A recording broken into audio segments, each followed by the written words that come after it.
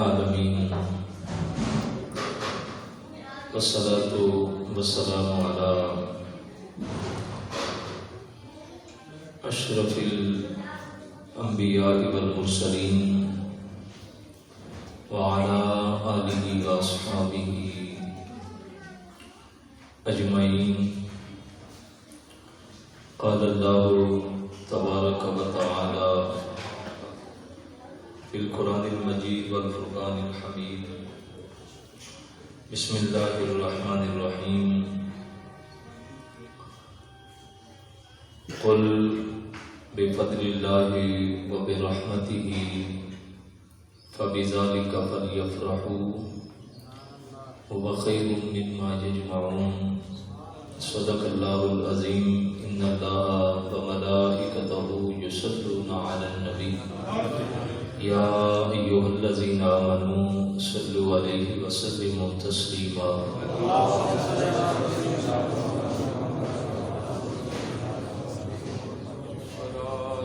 الصلاة والسلام عليك يا سيدي يا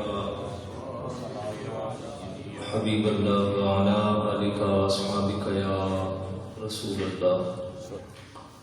تمام حمد و ثنا، تعریف و توصیف اللہ جل مجدہ الکریم کی ذات بابرکات کے لیے.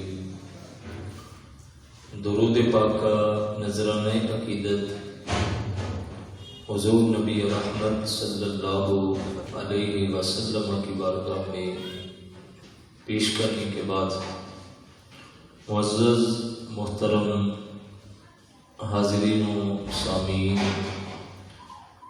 بالخصوص مسند صدارت پر جلوہ گر قبلہ شاہ صاحب، دیگر مقتدر علماء کرام، منتظمین محفل، السلام علیکم ورحمۃ اللہ وبرکاتہ.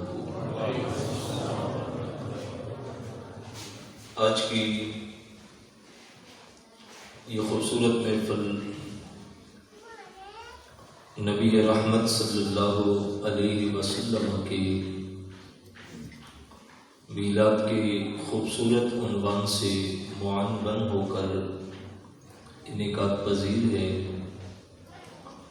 دعا ہے کہ اللہ تبارک و تعالی اس محفل کا ایک ایک لمحہ اپنی بارگاہ میں قبول اور منظور فرمائے.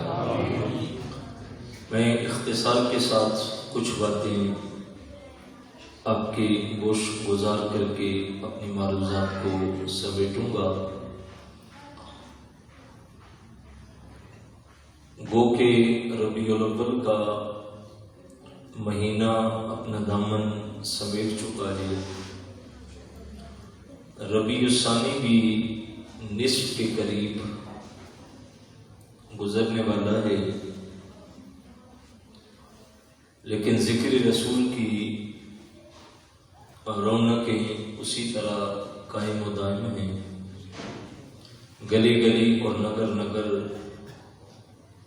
ذکر میرے حضور کا جاری و ساری ہے، اور یہ وہ ذکر ہے جو اہل ایمان کو تسکین مہیا کرتا ہے. شیخ مہدی الفاسی نے مطالب المسرات شرح دلائل الخیرات میں لکھا کہ حضور کا ذکر سن کے جس شخص کے سینے میں ٹھنڈ نہیں پڑتی، اس کے سینے میں دھڑکنے والا دل کسی مومن کا دل ہی ہے. ذکر حضور کا ہو اور چہرہ مرجھا جائے، تذکرہ آمینہ کے لال کا ہو اور ماتھے پہ سلوٹیں پڑ جائیں، تو سمجھ لے کہ اندر کا تعلق گنبد خضرا کے مکین سے ٹوٹ چکا ہے. صاحب جس سے محبت ہوتی ہے، اس کی آواز سادہ کر دے، بالکل جس سے محبت ہوتی ہے اس کا تو نام بھی انسان کو تسکین دیتا ہے. جس سے محبت ہوتی ہے اس کا ذکر بھی انسان کو لذت دیتا ہے. کسی نے مجنوں کو دیکھا کہ ریت کے ذروں پہ لیلا کے نام کی مشق کر رہا تھا، لکھتا پھر مٹاتا، پھر لکھتا پھر مٹاتا، دیکھنے والے نے کہا مجنوں میاں یہ کیا کر رہے ہو؟ کہنے لگا لیلا کے نام کی مشق کر رہا ہوں۔ تو کہا اس سے کیا فرق پڑتا ہے کہ ریت کے ذروں پہ نام لکھو؟ تو مجنوں بول کے کہنے لگا جب میں لیلا کے نام کی مشق کرتا ہوں تو میرے دل کو سکون ملتا ہے۔ صاحب اگر مجنوں کو لیلا کا نام سکون دیتا ہے تو کیا امتی کو نام محمد سکون نہیں دیتا؟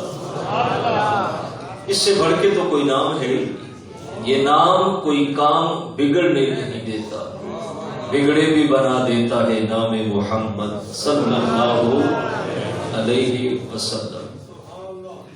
ہم نے دنیا میں اتنا ذکر کسی کا ہوتے نہیں دیکھا جتنا آمنہ کے لال کا ہو رہا۔ آل ساسان نے 3150 سال تک حکومت کی، 150 افراد یک کے بعد دیگرے تخت نشین ہوتے رہے۔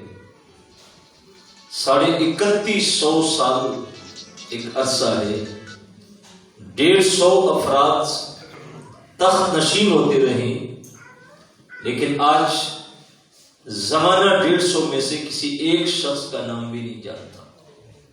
کون تھے؟ کہاں سے آئے؟ کہاں گئے؟ 150 افراد میں سے ایک شخص کا نام بھی زمانے کو یاد نہیں ہے۔ لیکن میں اگر اس مجمع میں چھوٹی عمر کے بچے سے پوچھوں کہ میرے حضور کے مؤذن کا نام کیا تھا، آپ کو امت کا ایک ایک بچہ بتائے گا کہ اس کا نام بلال حبشی تھا۔ حضور کے ساتھ جو جڑ گئے ان کا ذکر آج بھی زمانے میں موجود ہے، ان کو زمانہ آج بھی جانتا ہے۔ حضور علیہ الصلوۃ والسلام کا ذکر کائنات میں پھیلا ہوا ہے، اور یاد رکھیے گا کہ ہمارے ساتھ حضور کا جو رشتہ محبت ہے، ہم ساری زندگی بھی حضور کا ذکر کرتے رہیں تو حق شکر ادا نہیں کر سکتے۔ یہ ایک رات کی محفل نہیں، سالانہ محفل نہیں، بہانہ محفل نہیں، ہر روز بھی حضور کا ذکر کریں تو پھر بھی حق ادا نہیں کر سکتے۔ میرے استاد گرامی عالمی مبلغ اسلام پیرزادہ محمد رضا ثاقب مصطفی صاحب آپ فرمایا کرتے ہیں کہ جسم پہ اتنے بال نہیں ہیں جتنے حضور کے احسانات ہیں۔ ہمارا ایک ایک عضو قرض رسالت معاب کے اندر جکڑا ہوا ہے۔ آپ ذرا دنیا کی تاریخ پڑھیں، زمانے کو دیکھیں، کتنے لوگ حضور کے انتظار میں بیٹھے تھے، لوگ راہیں تک رہے تھے، دعائیں کر رہے تھے، لیکن سعادت اللہ نے ہمیں نصیب کی۔ حضرت موسیٰ علیہ السلام کو تورات کی تختیاں ملی، کھول کے پڑھا تو اللہ کی بارگاہ میں دعا کی، مالک کتاب میں ایسی امت کا ذکر پڑھ رہا ہوں جو آئے گی سب سے بعد میں، لیکن نمبر پہلا نہیں جائے گی۔ آپ نے کبھی فوج کو مشق کرتے دیکھا ہو، ان کو لائنوں میں کھڑا کر کے ریفری چلنے کا اشارہ دیتا ہے،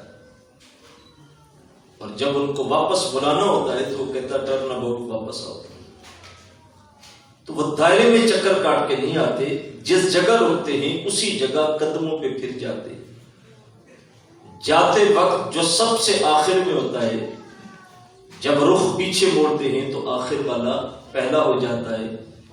رب نے کہا محبوب آدم سے عیسیٰ تک ساری امتیں بھیجوں گا، تیری امت کو سب سے آخر میں بھیجوں گا، لیکن کل جنت کا دروازہ کھول کے جب ٹرن اباؤٹ کہوں گا، تیری امت جو سب سے آخر میں ہے وہ جنت میں سب سے پہلے ہو جائے گی۔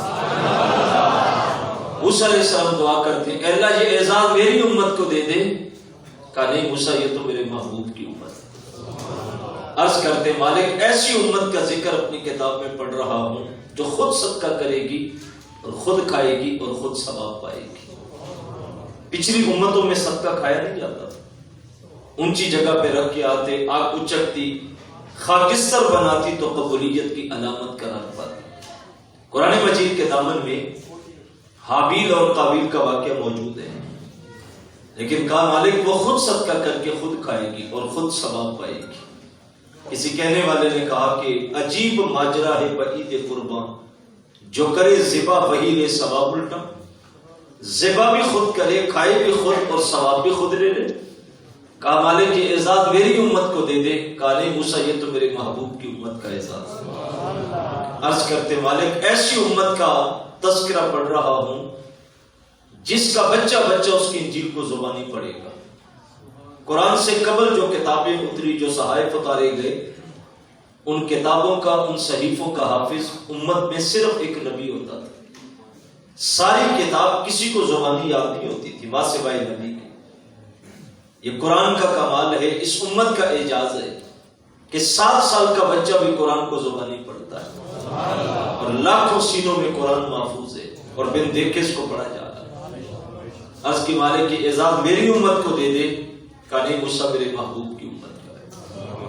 ایک ایک بس گنتی کرتے چلے گئے، آرزو کرتے چلے گئے، اور ہر سوال کے جواب میں یہی بات سننے کو ملی کہ یہ اعزاز تو میرے محبوب کی امت کا ہے جلیل القدر نبی، صاحب کتاب بھی ہے، صاحب امت بھی ہے، کلمہ بھی چل رہا ہے، معجزات کا ظہور بھی ہو رہا ہے، نام کا ڈنکا بھی بج رہا ہے، لیکن دامن پھیلا کے عرض کرتے مالک وہ امت میری نہیں بناتا تو نہ بنا، مجھ موسیٰ کو ہی اس محمد کا امتی بنا دے۔ یار بات سمجھیے گا، نبی امت میں آنے کی آرزو کرے، لیکن ہم نے آرزو نہیں کی۔ ہم راتوں کو جاگے نہیں، زمانہ حضور کا انتظار کر رہا تھا۔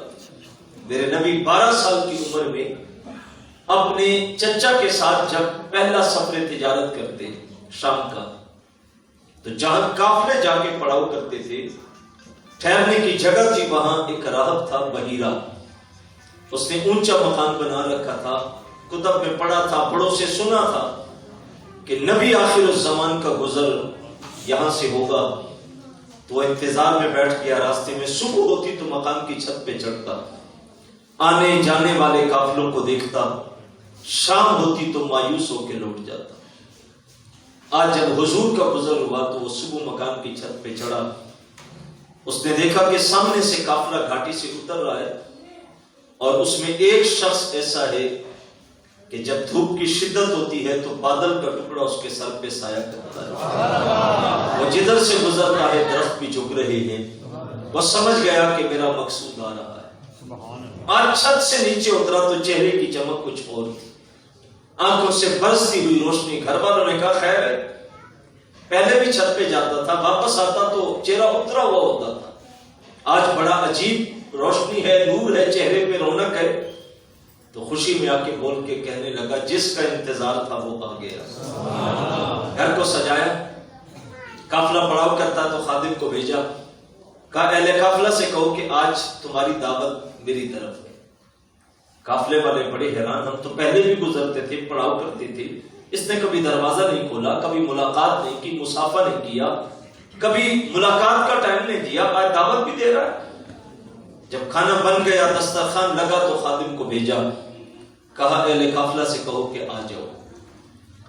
قافلے والوں نے سامان ایک جگہ جمع کیا، اور حضور کی عمر قافلے میں سب سے کم تھی۔ انہیں کہا کہ آپ سامان کے پاس بیٹھے رکھوالی کریں، ہم کھانا کھا کے آتے ہیں تو آپ کو بھیجیں گے۔ میرے حضور کی عادت یہ تھی کہ حضور بات کو مان لیتے تھے۔ حضور بیٹھ گئے، قافلے والے چلے گئے، دسترخوان پہ بیٹھے تو وہ راہب ایک ایک کے چہرے کو دیکھنے لگا، نظر دوڑائی، پھر نظر دوڑائی، جس کو آنکھیں دیکھنا چاہ رہی تھی وہ چہرہ نہیں تھا۔ بول کے کہنے لگا سب آئے ہو؟ انہوں نے کہا سب آ گئے ہیں، ایک بچہ تھا اس کو سامان کے پاس چھوڑ کے آئے۔ تو وہ راہب بول کے کہنے لگا واہ، تم تو پہلے بھی گزرتے تھے، تمہیں کون پوچھتا تھا؟ عجیب بات ہے کہ بارات آگے آ گئی، دولہا پیچھے رہ گیا۔ کہ جس کے لیے انتظام کیا اس کو تو بلاؤ۔ جب حضور کو بلا کے لائے تو ہاتھ پکڑ کے فضا میں بلند کر کے کہا لوگوں میں گواہی دیتا ہوں یہ اللہ کا آخری رسول ہے۔ زمانہ حضور کے انتظار میں کھڑا تھا، لوگ راہیں تک رہے، لیکن ہمیں انتظار نہیں کرنا پڑا، ہمیں دعائیں نہیں مانگنی پڑی، ہمیں راتوں کو اٹھنا نہیں پڑا، ہمیں مصلے نہیں بچھانے پڑے، ہمیں آنسو نہیں بہانے پڑے، ہمیں دعائیں نہیں کرنی پڑی۔ ہم تو دنیا میں آئے تو باپ نے جا کے مسجد سے مؤذن کو بلایا، اور اس نے آ کے کان میں بشارت دی کہ مبارک ہو مصطفیٰ کی امتی بن کے آئے ہو۔ صاحب ہم ساری زندگی بھی حضور کا ذکر کرتے رہے، حق شکر ادا نہیں کر سکتے۔ یا زمانے کا رنگ روپ کیا تھا جب تک حضور نہیں تھے آئے؟ کیا ظلمتوں نے پنجے نہیں کاٹ رکھے تھے؟ کیا انسانیت سسک نہیں رہی تھی؟ کیا انسانی زمینیں پتھروں کے سامنے، درختوں کے سامنے جھکتی رہی تھی؟ یہ تو جہاں طاقت کو دیکھتا وہاں جھک جاتا، جہاں اونچائی کو دیکھا وہاں جھک گیا۔ بڑے بڑے درخت دیکھے تو روب طاری ہوا اور کہا اتنا بڑا درخت ہے، اور اپنی زمین اس کے سامنے جھکا دی۔ جب یار یہ بچے کو ذرا شفقت کریں، تھوڑی سی توجہ رکھیں ذرا، درختوں کو دیکھا تو اس کے سامنے جھک گئے، کہا اتنا بڑا درخت ہے۔ جب کلہاڑے نے درخت کو کاٹا تو اس انسان کی زمین پھر اٹھی اور کہا درخت میں طاقت نہیں ہے، طاقت تو لوہے میں رکھی گئی۔ جس نے درخت کو بھی کاٹ دیا، لوہے کی پوجا، آگ جلی تو لوہا پگھلا، اس نے پھر زمین اٹھائی، کہا لوہے میں طاقت نہیں، طاقت آگ میں۔ جس نے لوہے کو پگھلا دیا، آگ کے سامنے جھکے، جب پانی برسا تو آگ بجھی، اس نے پھر زمین اٹھائی، جہاں طاقت کو دیکھا، بڑھائی کو دیکھا، یہ پلٹتا رہا۔ ایک خوش قسمت گروتا چلتے چلتے مکے کی وادی میں پہنچا اور حرم کے سائے میں ٹوٹی ہوئی چٹائی پہ نورانی پیکر کو دیکھا۔ عظمتوں کا عالم یہ ہے کہ انگلی اٹھے تو چاند بھی دو ٹکڑوں میں بٹ جائے، ڈوبے ہوئے سورج کو اشارہ کرے تو پلٹ کے عصر کے وقت پہ آ جائے، وہ درختوں کو بلائے تو جڑوں سمیت اکھڑ کے قدموں میں آ جائے۔ انہوں نے کہا سب سے بڑی طاقت تو یہ ہے، آؤ اس کو پوجے۔ لیکن جب وہاں پہنچے تو دیکھا وہ جو سب سے بڑا تھا وہ بھی کسی اور کے سامنے سجدے میں پڑا تھا۔ لوگ اللہ کی ذات تک پہنچ گئے۔ میرے امام تاجدار بریلوی فرماتے ہیں فیض پہنچا اے رضا احمد پاک کا، ورنہ ہم کیا جانتے کہ خدا کون ہے۔ حضور آ کے خبر نہ دیتے تو کیسے پہنچے؟ کوئی کہے کہ میں بڑا دانشور ہوں، بڑا سمجھدار ہوں، میں عقل کے بل بوتے پہ پہنچ جاتا۔ میں کہتا ہوں جب حضور آئے تھے وہ تو زمانہ ہی ہوتا۔ آج ترقی کا دور ہے، آج علم اور یونیورسٹیاں اور کالج، آج تعلیم عام ہو چکی ہے، لیکن میں کہتا ہوں اس دور میں نہ جائیں، آج کے دور میں چلی جائیں۔ یہ انڈیا کا بارڈر پار کر جائیں، آپ کو آج بھی پی ایچ ڈی ڈاکٹر ملیں گے جو گائے کے پیشاب کو چسکیاں بھر کے پی رہے ہیں۔ ان کی طب کی ڈگریاں نہیں بتاتی کہ کتنے مضر صحت جراثیم ہے اس میں۔ آپ کو پڑھے لکھے لوگ ملیں گے جو بت کے سامنے ہاتھ جوڑ کے کھڑے ہیں، ان کو عقل شعور سے خبر نہیں ملتی کہ جس کو ہم نے خود کر تراشا تھا وہ معبود کیسے بن گئے، جس کو بنا کے دھوپ پہ رکھا کہ خشک ہو جائے وہ معبود کیسے ہے، سجدوں کے لائق کیسے۔ صاحب جس کے پاس ڈگری ہے، طب پڑھ کے آیا، وہ بھی پیشاب کو تبرک سمجھ رہا ہے، لیکن پلٹ کے واپس آئے۔ ایک 7 سال کا بچہ گلی سے گزرا اور اس کے کپڑوں پہ چھینٹا پڑ گیا پیشاب کا، تو کپڑا پکڑ کے دوڑا ٹوٹی کے نیچے کہ اس کو دھو کے پاک کر لوں۔ بات سمجھ سے بالا ہو گئی کہ ایک طرف پی ایچ ڈی ڈاکٹر ہے اور پیشاب کو تبرک سمجھ رہا ہے، اور ایک طرف 7 سال کا بچہ کپڑوں پہ چھینٹا بھی نہیں پڑنے دے رہا۔ آواز آئی یہ ہے تو بچہ، لیکن اس کے ہاتھوں میں مصطفیٰ کا دامن ہے۔ اس کو شعور زندگی مل گیا اور اس سے خبر دی گئی کہ زندگی کیسے گزارنی ہے، باقی پلیدی کیا ہے۔ وہ ہے ڈاکٹر لیکن اس کے ہاتھوں میں مصطفیٰ کا دامن نہیں، اسے شعور زندگی ہی نصیب نہیں ہوا۔ صاحب جو بھی زمانے کو ملا ہے میرے مصطفیٰ کے دم قدم سے ملا ہے۔ حضور آئے تو اللہ کی ذات تک انسان کی رسائی ہوئی۔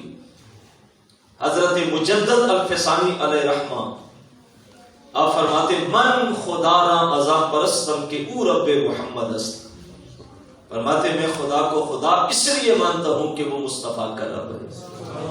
اللہ خود بھی تو کہتا ہے نا فلا بربکا، بابو مجھے تیرا رب ہونے کی قسم۔ آدم کا رب وہ نہیں ہے، آدم سے لے کر عیسیٰ علیہ السلام تک جتنے نبی آئے ان کا رب کون تھا؟ آدم سے آج تک جو انسان دنیا میں آئے ان کا رب کون ہے؟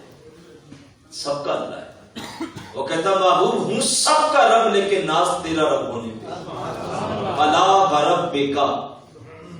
دیکھیں اللہ جب اپنے تعارف کرواتا ہے تو مصطفیٰ کے ذریعے کرواتا، محبوب تیرا رب۔ یہ اصول ہے نا، آپ نماز کے اندر کھڑے ہوتے ہیں تو روز پڑھتے ہیں، ہر رکعت میں پڑھتے ہیں الحمدللہ رب العالمین الرحمن الرحیم مالک یوم الدین۔ اللہ قیامت کے دن کا مالک ہے۔ آج کے دن کا مالک کون ہے؟ جو گزر گیا اس کا کون ہے؟ جو آنے والا اس کا کون ہے؟ تو پھر یہ کیوں کہا کہ قیامت کے دن کا مالک، جب سب کا وہی ہے؟ اصول بیان کیا گیا کہ یہ دن چھوٹے ہیں، قیامت کا دن 50,000 سال کا دن ہوگا، تو تعارف اس دن سے کروائے جو بڑا تھا۔ پہچان تعارف ہمیشہ بڑے حوالے سے ہوتا ہے نا۔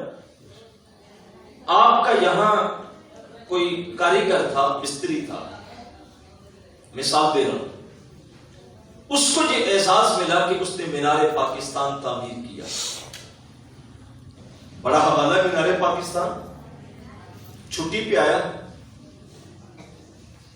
آپ کی گلی بننے والی تھی، نالی بننے والی تھی، پانی بکھرا تھا، آپ نے اینٹیں منگوائی، سیمنٹ منگوایا، مستری ڈھونڈ رہے ہیں، اچانک وہ نکل آیا۔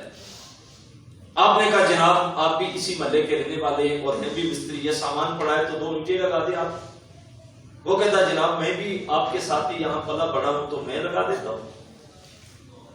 آپ مجھے بتائیے گا جب آپ دوستوں سے تعارف کروائیں گے اس مستری کا تو کیسے کروائیں گے کہ جناب یہ ہماری محلے کا مستری ہے اور یہ نالی اس نے بنائی ہے؟ آپ تعارف کروائیں گے تو بات تو ٹھیک ہوگی، غلط تو نہیں ہوگی۔ نالی اسی نے بنائی لیکن وہ راضی اس تعارف پہ نہیں ہوگا، وہ کہے گا صاحب تعارف کروانا تھا تو مینار پاکستان سے کروا دیتا، وہ بھی تو میں نے بنایا ہے نا۔ آپ کے علاقے کا M N A M P A ہے، اس کے پاس سائیکل ہے، موٹر سائیکل ہے، گاڑی ہے، پراڈو ہے، آپ اس کا تعارف دوستوں سے کرواتے ہیں جناب یہ محلے کے چودھری صاحب ہیں، یہ سائیکل ان کا ہے۔ آپ نے غلط تو نہیں کہا، سائیکل کا مالک تو وہی ہے نا، لیکن راضی نہیں ہوگا، وہ کہے گا صاحب تعارف کروانا تھا تو پراڈو سے کروا دیتے۔ ایک بندہ پی ایچ ڈی کی ڈگری حاصل کی ہے اور آپ دوستوں سے کہتے ہیں یہ میرا دوست ہے جناب پرائمری پاس ہے، آپ نے غلط تو نہیں کہا، جو پی ایچ ڈی تک گیا وہ پرائمری کر کے گیا ہے، لیکن اس تعارف پہ وہ راضی نہیں ہوگا کیونکہ اس کی عظمت کا بڑا حوالہ موجود ہے۔ اصول کیا ہے کہ پہچان ہمیشہ بڑے حوالے سے ہوتی ہے۔ اللہ نے زمین بنائی، اللہ نے آسمان بنایا، اللہ نے بارش نازل کی، اللہ نے سبزہ اگایا، اللہ نے درخت بنائے، یہ چاند سورج ستارے، لوگ تعارف ان حوالوں سے کرواتے ہیں۔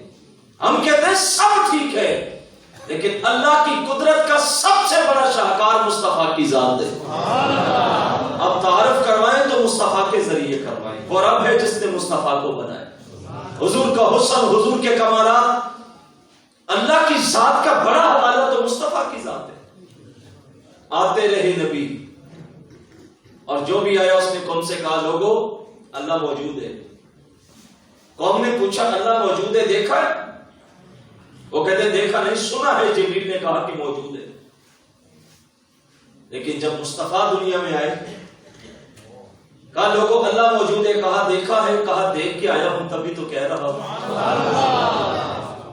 دیکھیں آپ کے یہاں عید کا ماحول تھا، رمضان کا، لوگ اعتکاف پہ بیٹھے تھے، انتظار تھا کہ چاند نکلتا ہے یا نہیں نکلتا، تو حضرت بھی یہاں انتظار میں تھے کہ چلو کوئی خبر ملے تو ہم دعا کریں اور پردے کھولیں، عید کا اعلان ہو۔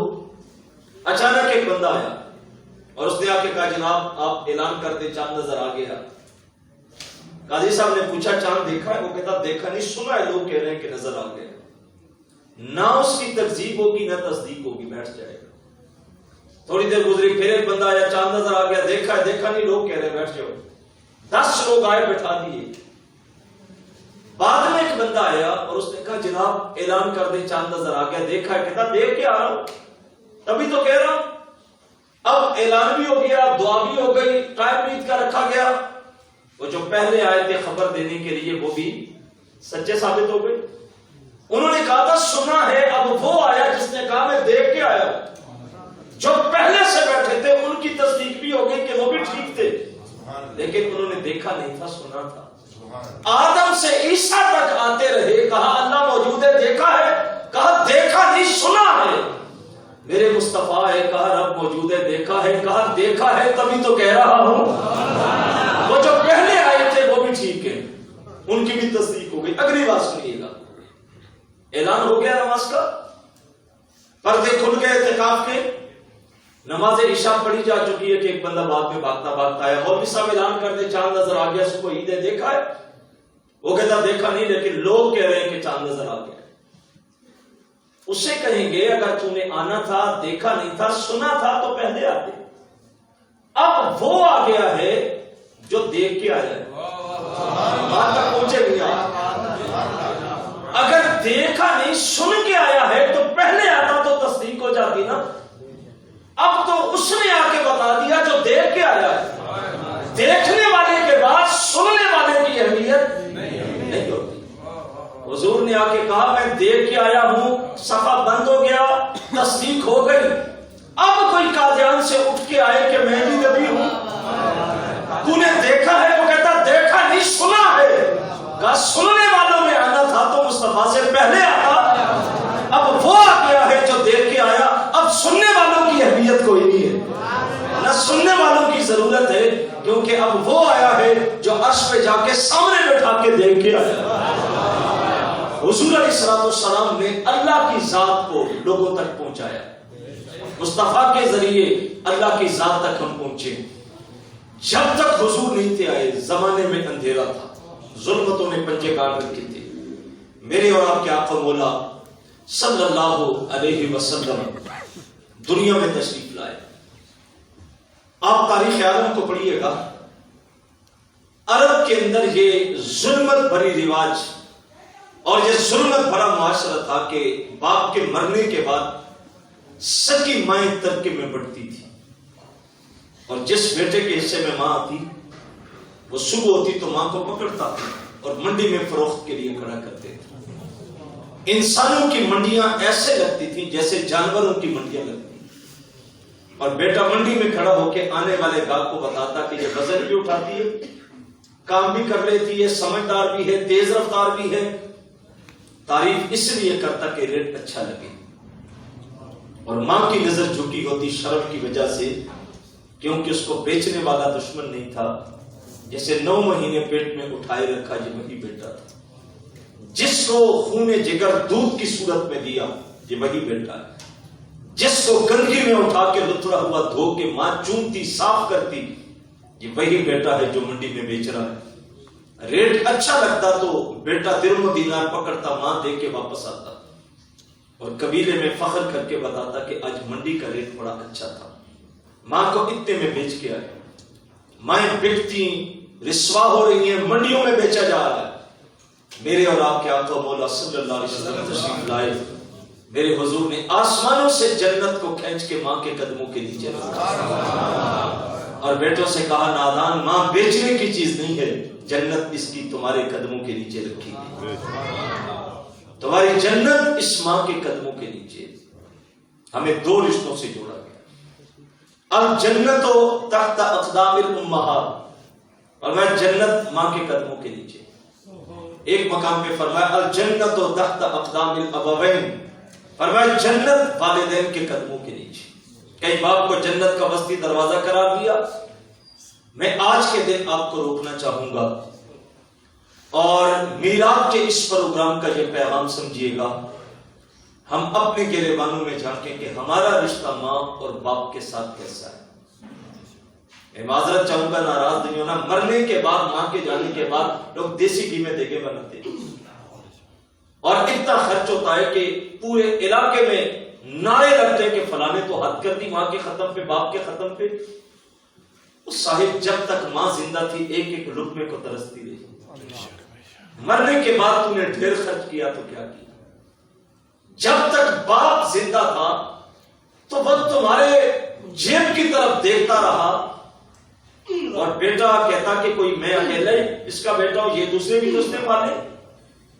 اور باپ کبھی ایک, میں ایسے باپ کو جانتا ہوں جو صبح کا ناشتہ ایک بیٹے کے پاس کرتا ہے, دوپہر دوسرے بیٹے کے دروازے پہ جاتا ہے, اور شام کا کھانا تیسرے بیٹے کے دروازے پہ جا کے کھاتا ہے. صاحب ایسے تو لوگ بھکاریوں کو دیتے ہیں, ایسے تو لوگ ماننے والوں کو دیتے ہیں. یار جو باپ ہے, جو ماں ہے, کم از کم اس کو راضی تو کرو. میرے حضور صلی اللہ علیہ وسلم نے ارشاد فرمایا کہ اس شخص کے اوپر اللہ راضی نہیں ہو سکتا جس کے اوپر ماں اور باپ راضی نہیں. اور حضور نے دو لفظوں میں بیان کرتے کہا, لوگوں عرش کا رب اس پہ راضی ہوتا ہے جس پہ والدین راضی ہوتے ہیں. کہا زمین پہ دو رشتوں کو راضی کر لو, عرش کا رحمان تم پہ راضی ہو جائے گا. میں مانتا ہوں جوانوں جیسی تعلیم تم نے حاصل کی وہ تمہارے باپ نہیں کر سکے, اس کا بھی انکار نہیں ہے کہ جیسا محل تم نے تعمیر کیا ٹاؤن میں جا کے وہ تمہارے باپ نہیں کر سکے. میں مانتا ہوں کہ جیسی دولت تم نے کمائی وہ تمہارے باپ نہیں کما سکے.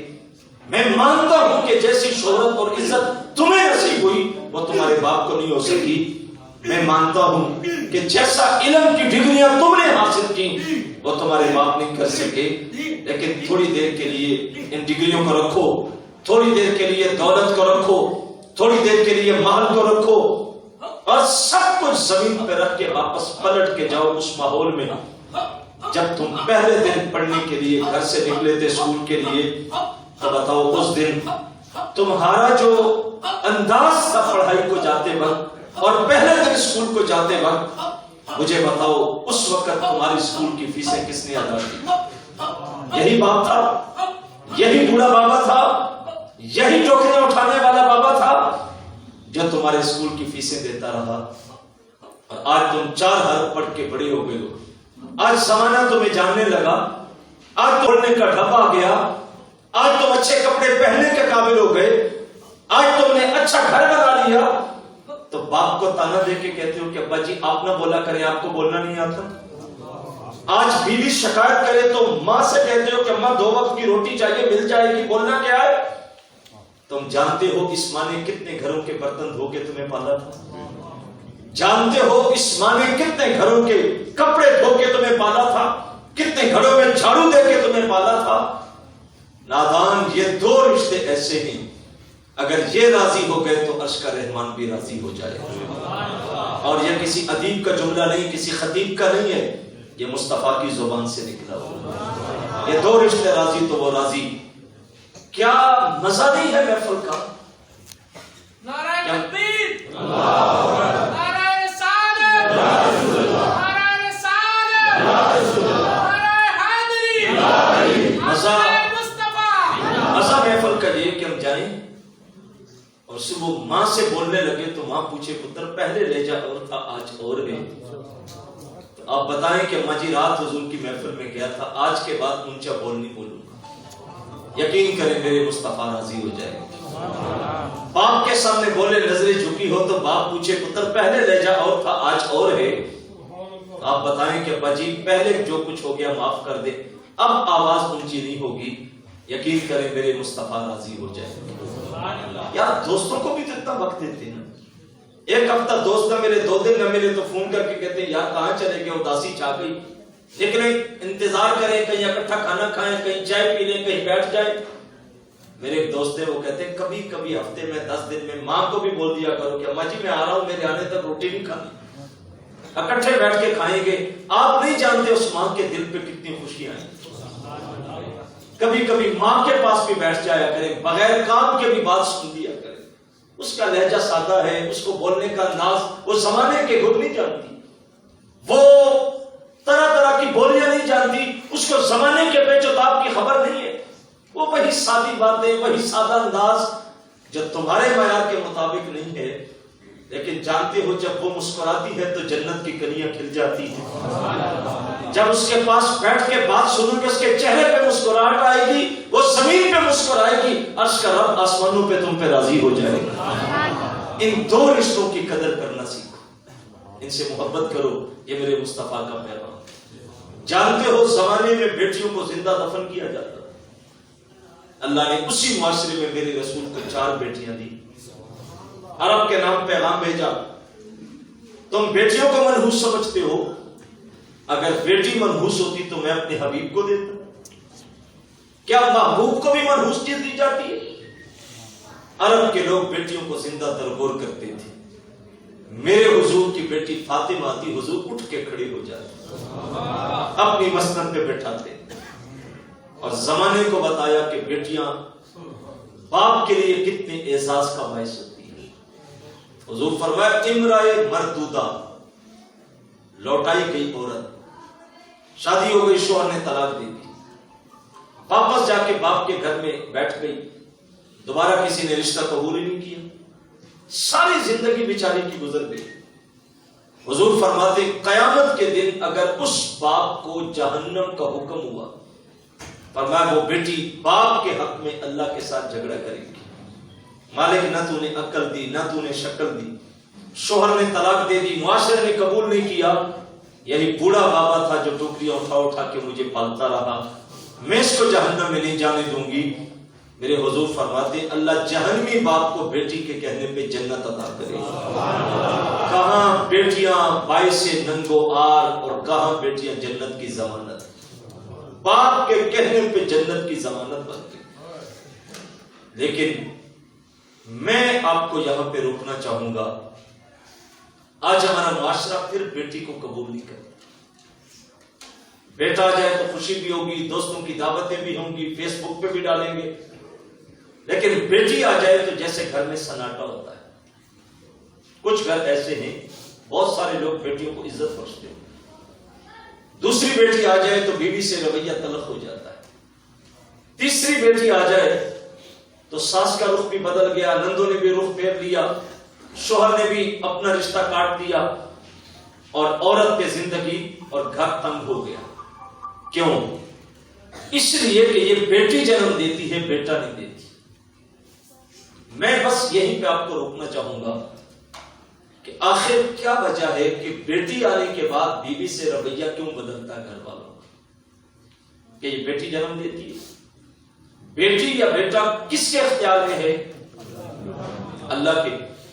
وَالَّذِي يُصَوِّرُكُمْ فِي الْأَرْحَامِ كَيْفَ يَشَاءُ، اللہ صورتیں بناتا ہے ماں کے شکم میں، تو اس بیچاری پہ ظلم کیوں کرتے ہو؟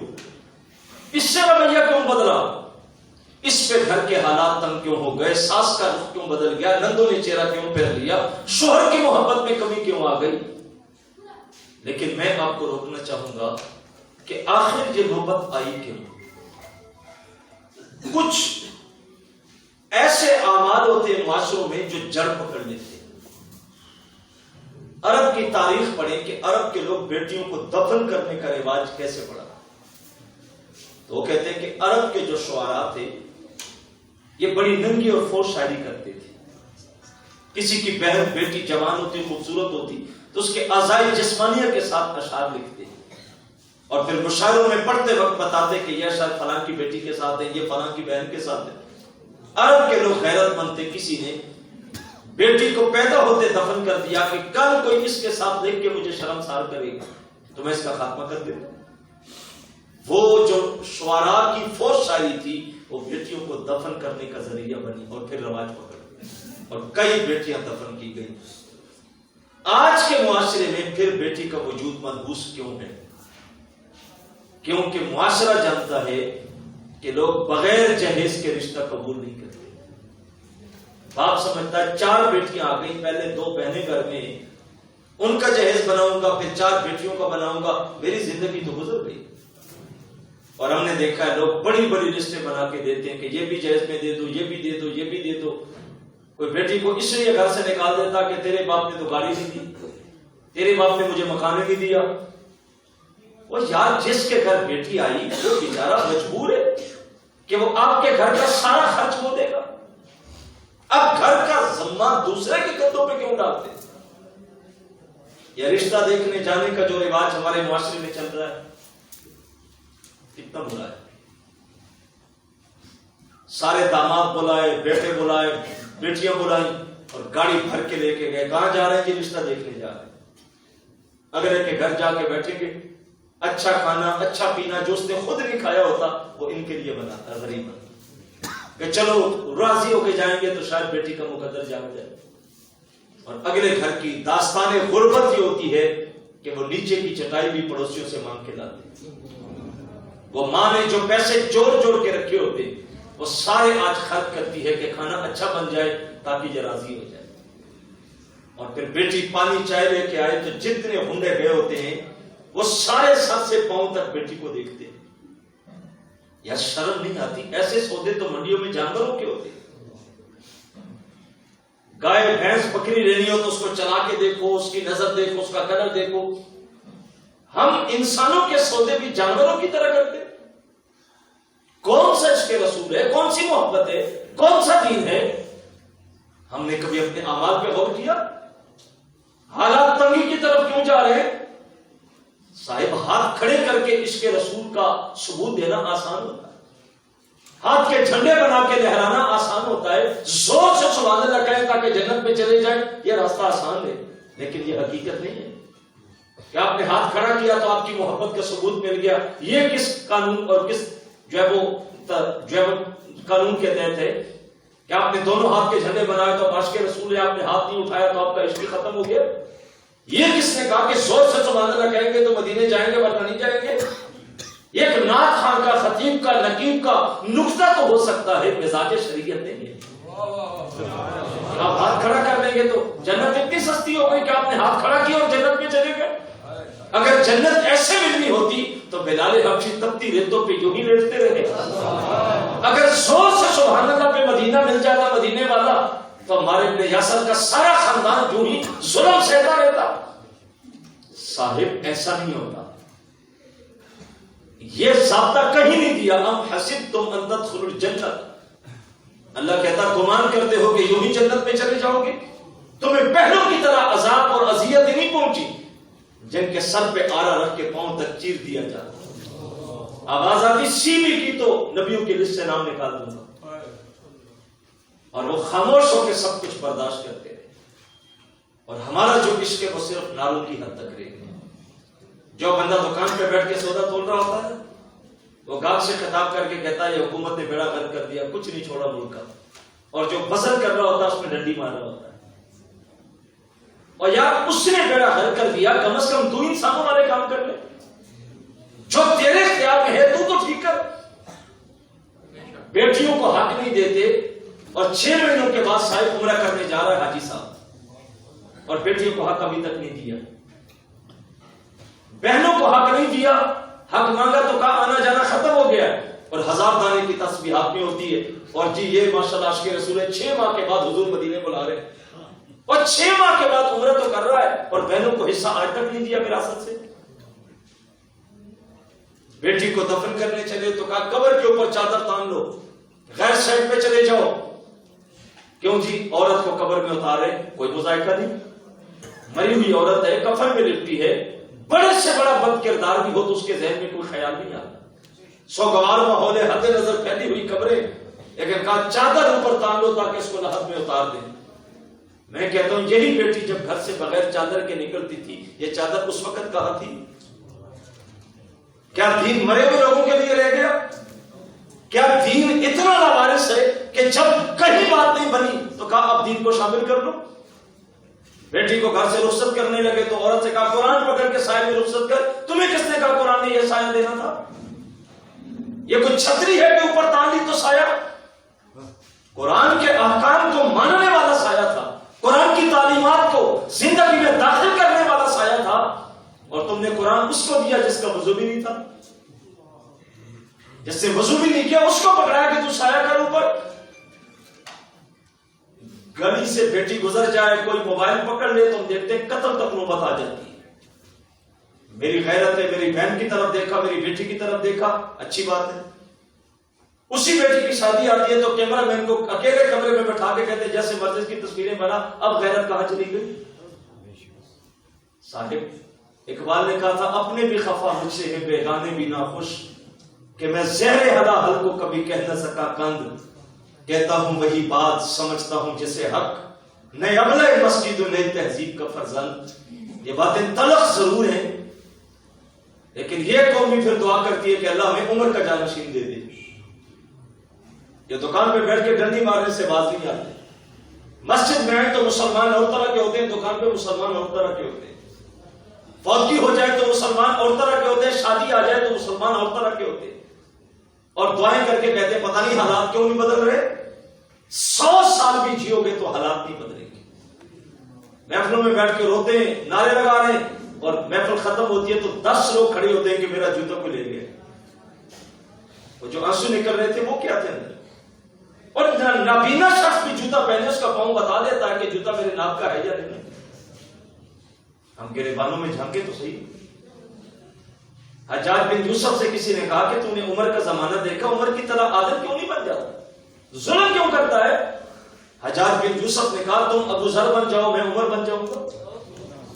تم تو کچھ بنو نا، عمر کی جیسی آئی تھی ویسی بنو تو صحیح۔ ہم آج اپنے رخ کو ٹھیک کریں، اللہ انہی حکمرانوں کو ہمارے اوپر عمر کا جانشین بنا دے گا۔ حدیث قدسی ہے، اللہ تبارک و تعالیٰ فرماتا ہے میں بادشاہوں کا بادشاہ ہوں، بادشاہوں کے دل میرے دست قدرت میں ہے، اور میں جب لوگ میرے فرما بردار ہوتے ہیں تو میں بادشاہوں کے دل نرم کر دیتا ہوں، اور جب لوگ غدار ہوتے ہیں تو میں بادشاہوں کے دل سخت کر دیتا ہوں۔ یہ نہیں بدلا جاتا۔ ان محافل میں آنے کا مقصد یہ کہ ہم اپنے آپ کو بدلیں، اپنے انداز زندگی کو بدلیں، اپنے رخ بدلیں، اپنے آپ کو ٹھیک کریں، اور جب آپ حضور سے جڑ جائیں گے حقیقی معنوں میں، پھر آپ دیکھیے گا کہ اللہ انوار کی بارشیں کیسے برساتا ہے۔ اللہ سکون بھی دے گا، اللہ اطمینان بھی دے گا، اللہ رحمتیں بھی دے گا، اللہ برکتیں بھی دے گا، لیکن ہمیں حضور کے ساتھ جڑنا پڑے گا۔ ہم آج تک اپنے انداز کو نہیں بدل سکے۔ یار ایک غریب بابا جو ساری زندگی محنت مزدوری کر کر کے بوڑھا ہو گیا، ہم اس سے بھی توقع رکھتے ہیں کہ یہ بیٹی کو جہیز میں موٹر سائیکل دے گا تو رشتہ لے گی کیا؟ اور اس وقت کلیجہ منہ کو آتا ہے جب کروڑ پتی لوگ بھی یہ تمنا رکھتے ہیں۔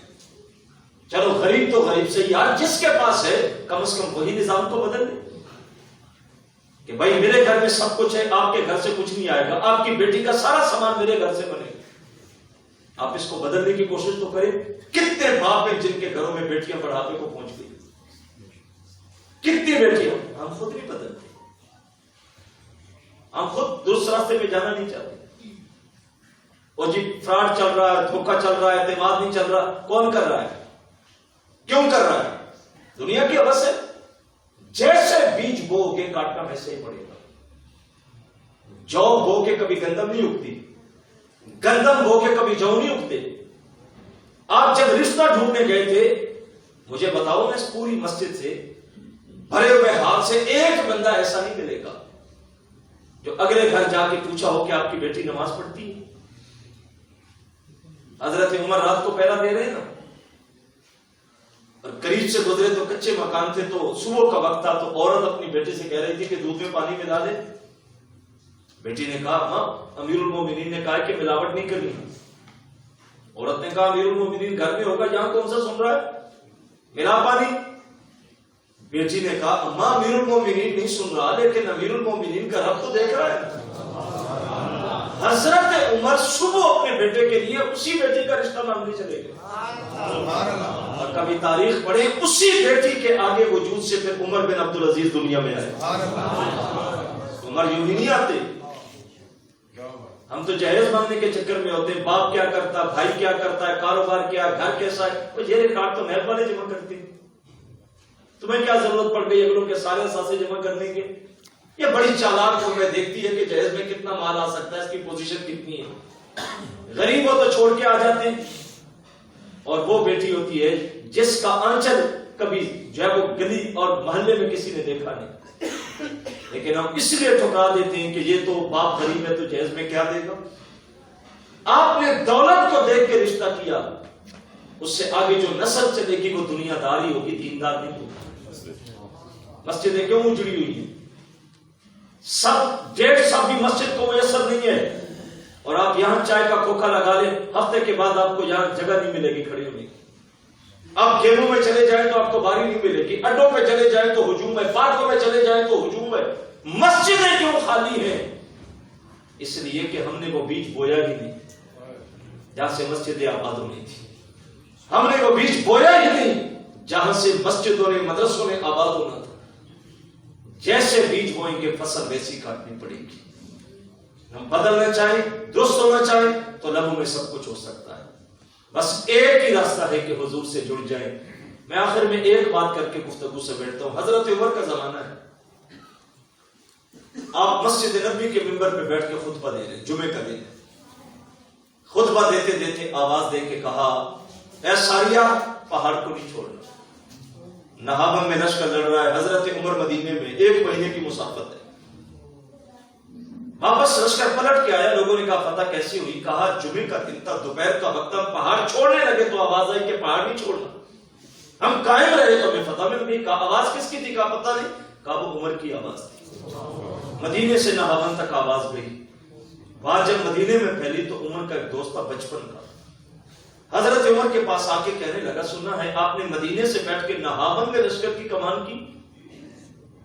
کہا بالکل اللہ کا فضل ہے. وہ دوست کہنے لگا کہ آپ کو یاد ہے کہ میں اور آپ اکٹھے بچپن میں اونٹ چراتے تھے. اونٹ کھائی میں اتر جاتا, پہاڑی کی کوٹ میں چلا جاتا, جھاڑیوں میں چھپ جاتا تو ڈھونڈنا پڑتا تھا.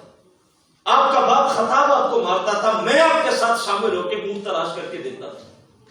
عمر ایک زمانہ تھا کہ کھائی میں اونٹ نظر نہیں آتا تھا اور آج بیٹھے مدینے میں ہو نظر نہابن تک جا رہی ہے. عمر نے جو جواب دیا وہ آج کا آخری جملہ ہے.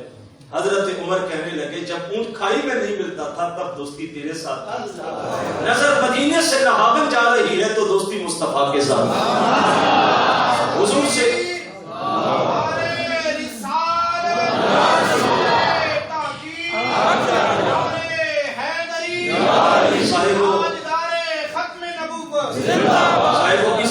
عظمتیں تمہاری ہیں, بس حضور سے جڑنا پڑے گا, پلٹنا پڑے گا. سارے رشتے ناتے, سارے طریقے, ساری جدت پسندیاں چھوڑ دو. اتنے پیچھے چلے جاؤ کہ اس مدینے کے ماحول میں چلے جاؤ جہاں حضور ٹوٹی ہوئی چٹائی پہ بیٹھا کرتے.